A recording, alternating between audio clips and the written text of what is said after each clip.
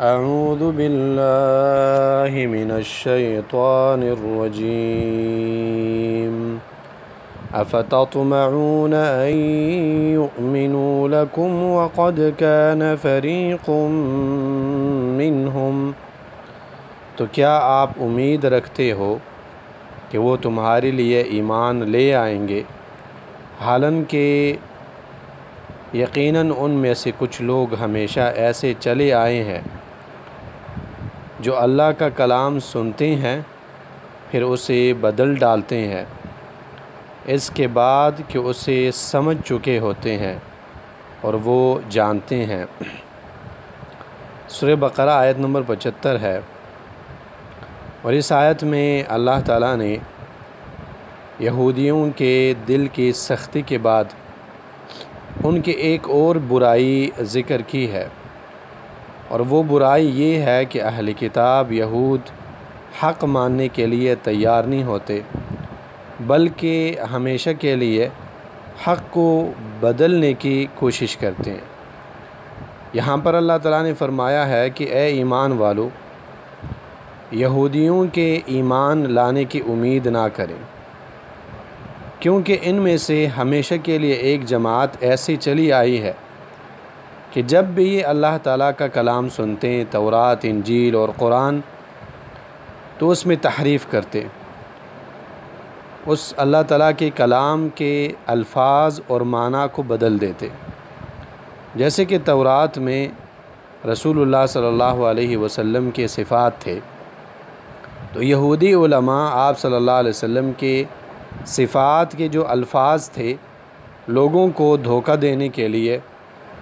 اور اپنی سیادت کو برقرار رکھنے کے لیے ان الفاظ کو ہی بدل دیتے تاکہ لوگ یہ سمجھے کہ یہ وہ نبی نہیں ہے جس کی صفات تورات میں موجود ہے۔ تو اللہ تعالیٰ فرماتے ہیں کہ یہ یہود ایسے لوگ ہیں کہ یہ اللہ تعالیٰ کے کلام کو سنتے ہیں، اسے اچھی طرح سمجھ لیتے ہیں، اور اس کو سمجھنے کے بعد اپنے مقاصد کے لیے اس میں تحریف کرتے ہیں۔ وہم یعلمون، اور یہ جانتے ہیں کہ تحریف کرنا بری بات ہے اور گناہ والی بات ہے۔ وَإِذَا لَقُوا الَّذِينَ آمَنُوا قَالُوا آمَنَّا، اور وہ جب ملتے ہیں ان لوگوں سے جو ایمان والے ہیں تو کہتے ہیں کہ ہم بھی ایمان لائے ہیں آپ کی طرح، یعنی ہم بھی آپ کی طرح مسلمان ہیں۔ وَإِذَا خَلَا بَعْضُهُمْ إِلَى بَعْضٍ، اور جب الگ ہوتے ہیں بعض ان میں سے بعض کی طرف، جب یہود آپس میں الگ ہوتے ہیں، قَالُوا وَتُحَدِّثُونَهُمْ، تو کہتے ہیں بعض ان میں سے بعض سے، کیا آپ بتاتے ہو مسلمانوں کو بما فتح اللہ علیکم، وہ باتیں جو اللہ تعالیٰ نے کھول رکھی ہیں آپ پر،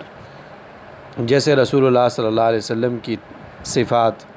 اللہ کے رسول صلی اللہ علیہ وسلم کا ذکر تورات میں، آپ صلی اللہ علیہ وسلم کی ہجرت مدینے کی طرف، آپ کے صحابہ کا ذکر۔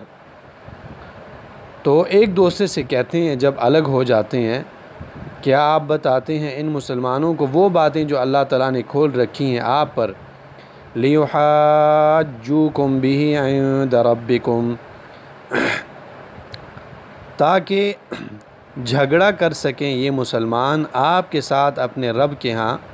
آپ کے رب کے ہاں قیامت کے دن۔ افلا تعقلون، کیا آپ عقل سے کام نہیں لیتے؟ آیت نمبر 76 میں بھی اللہ تعالیٰ نے یہودیوں کے اخلاقی پستی کو ذکر کیا ہے، اور یہ بات ذکر کی ہے کہ یہ یہود ایسے لوگ ہیں جو اللہ تعالیٰ سے نہیں ڈرتے، ان میں منافقت گھوٹ گھوٹ کر بھری ہے۔ جب یہ مسلمانوں کے ساتھ ملتے ہیں تو مسلمانوں کو دھوکہ دینے کے لیے اور اپنے مقاصد حاصل کرنے کے لیے مسلمانوں کو کہتے ہیں کہ ہم بھی تو آپ کے بھائی ہیں، ہم بھی آپ کی طرح مسلمان ہیں۔ لیکن جب یہود آپس میں الگ ہوتے ہیں تو پھر یہودیوں کے جو علماء ہیں، جو بڑے ہیں، وہ کہتے ہیں چھوٹوں سے جو مسلمانوں کے ساتھ اٹھتے ہیں بیٹھتے ہیں، انہیں ڈانٹتے ہیں اور انہیں کہتے ہیں کہ وہ باتیں جو اللہ تعالیٰ نے آپ پر کھلی ہے، وہ باتیں آپ مسلمانوں کو نہ بیان کیا کریں، نہ بتایا کریں، کیونکہ کل قیامت کے دن اللہ تعالیٰ کے سامنے انہی باتوں کو یہ مسلمان آپ کے خلاف حجت بنائیں گے،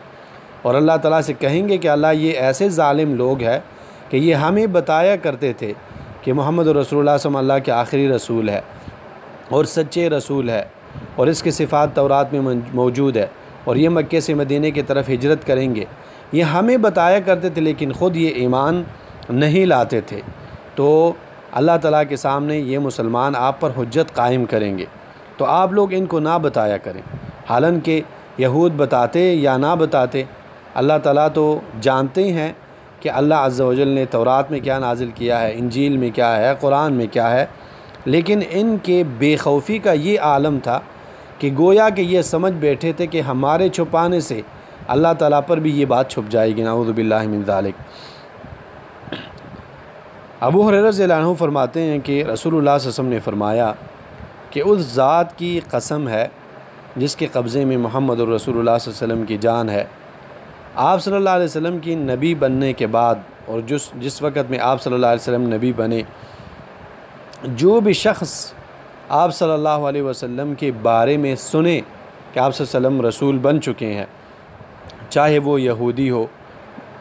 یا نصرانی ہو یا دنیا کے جس بھی طبقے، دین اور مذہب سے اس کا تعلق ہو، اور وہ رسول اللہ صلی اللہ علیہ وسلم کی لائی ہوئی شریعت پر ایمان نہ لائے تو وہ جہنم میں جائے گا۔ یہ حدیث مسلم کتاب الایمان میں ہے۔ اور اسی طرح ایک صحابی بیان کرتے ہیں کہ رسول اللہ صلی اللہ علیہ وسلم ایک یہودی لڑکے کے عیادت کے لیے تشریف لے گئے، اور وہاں پہ اس لڑکے کا والد اس کے سرہانے بیٹھے تورات کو پڑھ رہے تھے۔ رسول اللہ صلی اللہ علیہ وسلم نے اس لڑکے کے والد سے پوچھا کہ میں آپ کو اللہ تعالیٰ کی قسم دے کر پوچھتا ہوں کہ موسیٰ علیہ السلام پر جو تورات نازل کی گئی ہے، کیا اس تورات میں میری تعریف نہیں ہے، میری صفتیں نہیں ہیں، کیا اس میں میرے ہجرت کرنے کا تذکرہ نہیں ہے؟ تو لڑکے کے باپ نے کہا، سر سے اشارہ کیا کہ نہیں، اس میں نہ آپ کی صفات ہے، نہ ہجرت کا ذکر ہے، نہ آپ کی تعریفیں ہیں۔ ایسی صورت میں یہ لڑکا بولا کہ اللہ کی قسم، اللہ کے رسول، تورات میں آپ کی تعریف بھی ہے، آپ کی صفتیں بھی ہے، آپ کے ہجرت کرنے کا واقعہ بھی ہے، اور میں گواہی دیتا ہوں کہ اللہ کے سوا کوئی معبود برحق نہیں، اور آپ اللہ تعالیٰ کے رسول ہیں۔ رسول اللہ صلی اللہ علیہ وسلم نے حکم دیا کہ اپنے باپ کو یہاں سے آپ اٹھائیں، اور رسول اللہ صلی اللہ علیہ وسلم ان کے وارث بنے۔ آپ صلی اللہ علیہ وسلم نے انہیں کفن دیا، خوشبو لگائی، نماز جنازہ ان پر ادا کی۔ امام بیہقی رحمہ اللہ نے اس حدیث کو دلائل النبوہ اور امام احمد نے مسند احمد میں ذکر کیا ہے۔ تو اس آیت سے یہ بات معلوم ہوئی کہ یہودی بہت عناد اور حسد والے لوگ ہیں، اور یہ ایسے لوگ ہیں کہ اللہ تعالیٰ کے کلام کو سمجھنے کے بعد اس میں تحریف کرتے ہیں، اس میں بدلتے ہیں۔ اور مسلمانوں کے لیے ان آیتوں میں یہ سبق ہے کہ مسلمانوں کو یہودیوں کی طرح حسد اور عناد نہیں رکھنی چاہیے، اور اللہ اور اس کے رسول کے بات جیسے آئے ماننی چاہیے، اور یہودیوں کی طرح اللہ اور اس کے اللہ کی کتاب اور رسول اللہ صلی اللہ علیہ وسلم کی حدیث میں تحریف اور ایسا تعویل نہیں کرنا چاہیے جو اللہ اور اس کے رسول کا مقصود نہ ہو۔